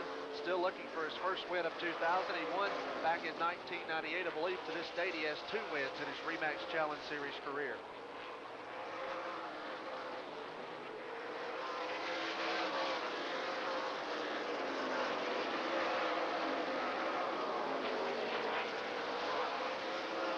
As Ron Breeze continues to work on the machine of Kvappel, also there and add him to the equation, which is Eddie Hoffman, who's trying to get his lap back. He's currently sitting 5th in the running order and has been there for most of the afternoon. He gained a lot of position from the outset of the race, but then kind of just tapered off once he got to around the 5th spot and ended up losing a lap on that last stretch of green flag racing as Carlson, the leader, put him a lap down.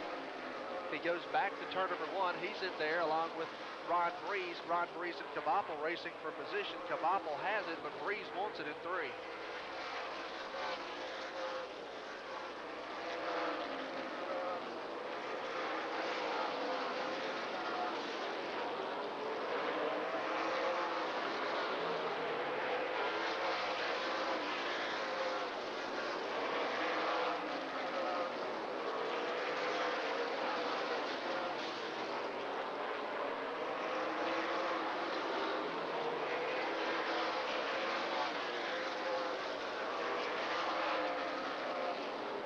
Still saying single file for the moment. Now he's changing lanes, kind of been experimenting with several different lines the last few laps around the racetrack than what Kvappel's running. Kvappel, for the most part, this afternoon has run the high groove of the racetrack. Right now is opening up the inside. The car's doing that 4-wheel slide up the racetrack at the top of the banking. Here comes Breeze down low, challenging for the spot. He's got the fender underneath him. He's trying to pull even. While that's happening, it's enabling the leader, Carlson, to pull away even more. Now swinging wide on a lap car and clearing the machine of Schindel, who is several laps down in 3 and 4. They'll clear that machine as Carlson continues to set a pace. Back to turn number 1. The exchange has been made there as Breeze, as I said, picked up 2nd. He finally got a run up underneath him. Hoffman, who's trying to get his lap back, 5th in the running order, passed him as well. Talking about Kvappel, who got shuffled to the outside. For Hoffman, his car has been a handful this afternoon. Jeff Kendall, the 00, directly behind the number 35, has been involved in several accidents. In fact, been responsible for 2 caution flags that have waved here this afternoon. One of those is when he spun down in between turns 1 and 2 and through the grass. Boris Jurkovic, who brought out the initial caution flag of the day, directly in front of Jeff Storm. He's done a good job all afternoon. Give a tip of the cap to him. Kept the car out of trouble.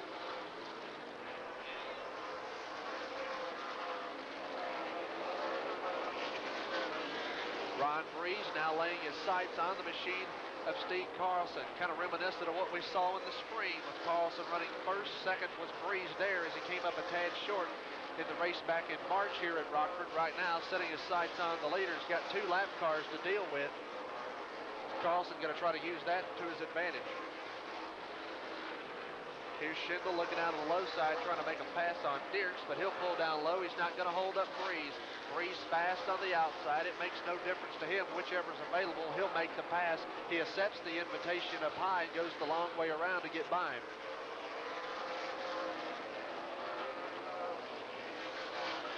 He'll move up high as he washes wide up off the corner, trying to clear Dierks' car to turn number 3 and gets by him with no problem as he works off turn number 4. Schindel diving down low, almost a close call there as Hoffman was directly behind him, trying to see which lane to follow. Got held up by Schindel. He tried to go inside. He'll win the exchange on the low side of the racetrack underneath Dierks in 3. Now the battle's on for the lead, or our attention's on for the lead right now as Ron Breeze trying to track down the leader, Steve Carlson, on the backstretch. He's now clear of the traffic, pulling within 8 car lengths. Carlson knows it's coming.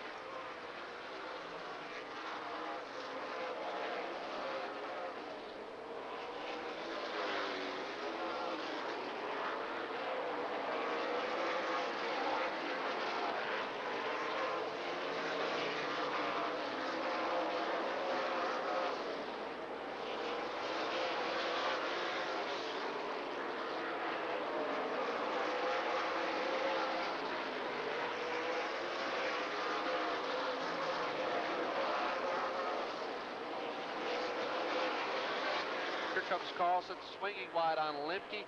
Lemke going to try to get up on the apron to leave plenty of room in the middle of the speedway for Breeze as he finally gets by but loses a car length in the process. What was a 4 car length differential is now about 5.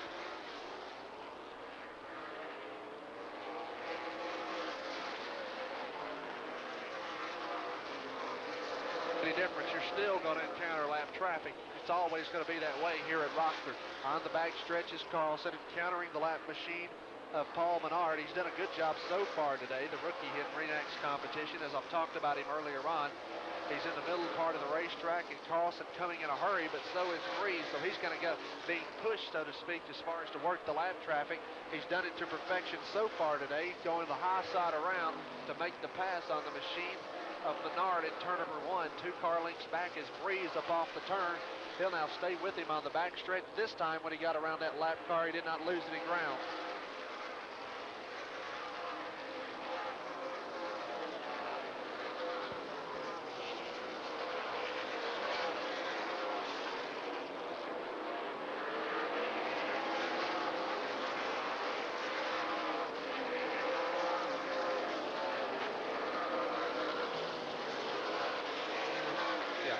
I didn't know if he was going to say something. Okay. Battle raging on for the lead. The hottest part of the racetrack right now for the top spot with Carlson in turn number 1. He'd been working the lap traffic and clearing it, but so is Breeze. Perhaps fresher tires for him as he works to turn number 3. Perhaps the machine of Carlson used up the tires working through the traffic while Breeze kind of held back. That must have been the reason why he's about 12 car lengths behind there earlier on. Right now he's on the rear deck lid of the machine of Carlson in turn number 3. Right now single file through 3 and 4. Carlson with the lead, Breeze in second. 374 laps are complete out of the 400 that make up the distance. We're in the final stages here in the National Short Track Championship at Rockford, Illinois. Steve Carlson on the bottom of the speedway, kind of running a different line this time, trying to see if he can increase or get away from Ron Breeze. This time he goes to turn number 1. You can virtually fold a blanket over the top 2 because you can visually see the lead diminishing for Carlson. Carlson off the bottom of the speedway, swings out wide near the outside wall. Down low comes Breeze, just trying to take a peek. This may be the time to go, to say to himself, it's time to go and test the water and see how strong exactly Carlson is. Right now, he's just content to ride there for the moment directly behind him.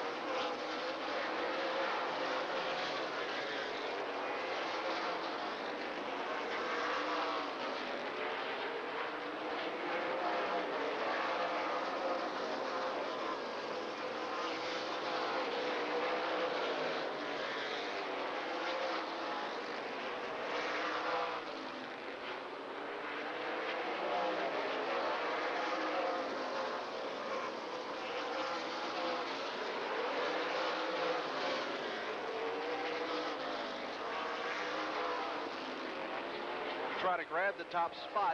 He just can't get quite the muscle to pull alongside at the stripe. If he could do that when he got back on the other end of the racetrack, he could possibly slip and snag the top spot away.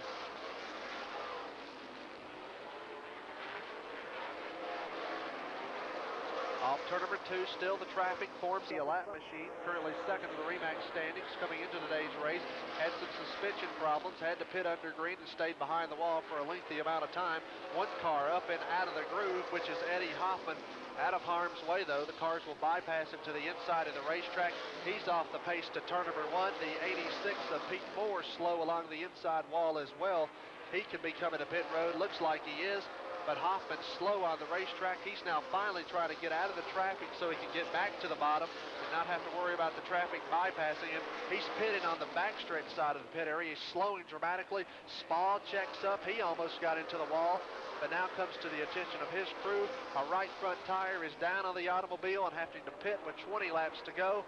Off turn number 4, caution on the racetrack. Trouble along the front straightaway. Johnny Spa, who got into Eddie Hoffman just a couple laps prior.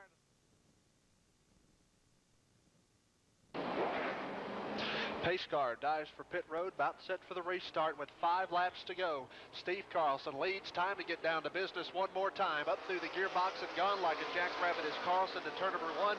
Pulls away by 3 car lengths over Ron Breeze Jr. He's got his hands full. He has to worry about Travis Cavapo closing in from behind. Carlson off turn number 4 on the bottom of the Speedway. Now just 4 laps to go here at Rockford in the National Short Track.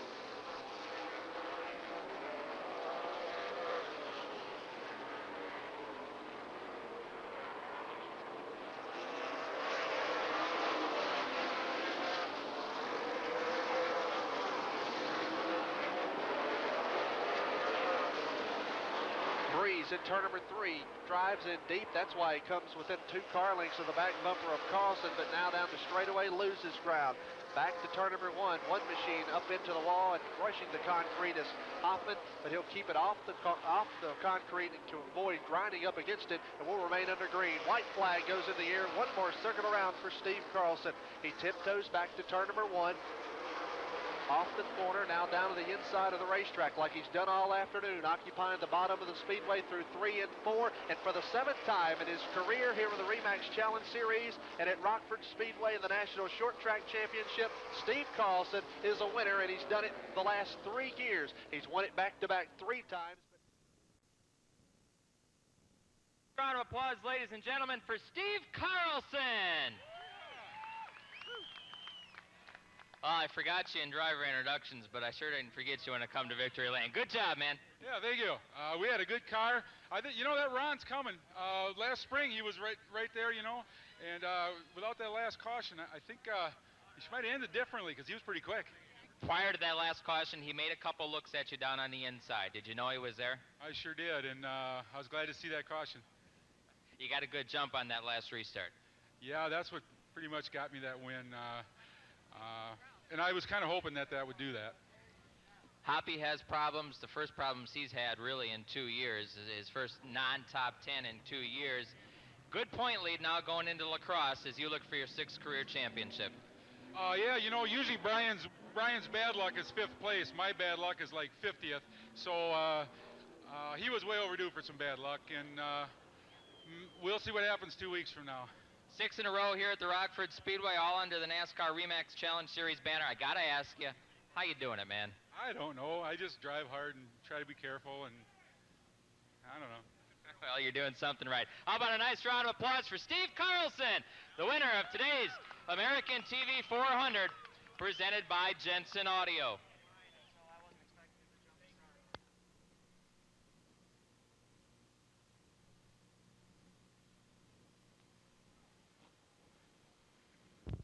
We move over to Ron Breeze Jr. You're looking pretty good after 400 laps there, young man. Yeah, I tell you what, this car was great. I mean, it took about 10 laps for the thing to get good, but when it was good, it was awesome, right on the bottom. If that caution wouldn't have come out, we would have been sitting in victory lane. I mean, the thing was just awesome. But, you know, the caution came, and he got the jump on me on the start. You know, he's got a lot of experience on me, and so that's the way it goes. Another second, we'll get him next year. Towards the end there, just prior to that last caution, you looked underneath him a couple times. Did you think you were going to get a good run at him?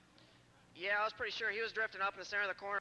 might have been getting a little loose too, and so it was just a matter of time. I was just kind of waiting for my moment, and if we had to, we might have helped him a little. But I'd like to thank my sponsors, EWT here in Rockford. They stick by me through the years, and I really appreciate it. And Honeywell for coming on board. It was a good race. We'll get them next time. A second here in spring, a second here in fall. Got to ask you about that last restart. It looks like Carlson got the jump on you a little bit. Yeah, he just got the jump on me. You're supposed to start at the line, and he got a little ahead of it, and I wasn't expecting it. I would have done the same thing. So I mean, he's a good driver, and that's why I won. Sounds good. Ron Breeze Jr., your second place finisher. Finishes second here in the spring. Comes back with the second in the fall. Now we move over to third place finisher Travis Quapple. Get a word with him in just a second. Travis, Bud Pole Fast qualifier. Come back with a third place run. Not a bad weekend. Not too bad. I thought we had a little bit better car in practice. We tightened it up just a little bit before the race, and I want to take care of the rear tires, and I guess we tightened it up just a little bit too much. I couldn't get through the middle as good as Steve or Ron, and third's a good day. One of those in-car cameras with Speed Vision riding along with you. Did you give it a good ride? I hope so. I'm sure all they saw was knuckles and elbows. Alrighty, sounds good. Your third place finisher,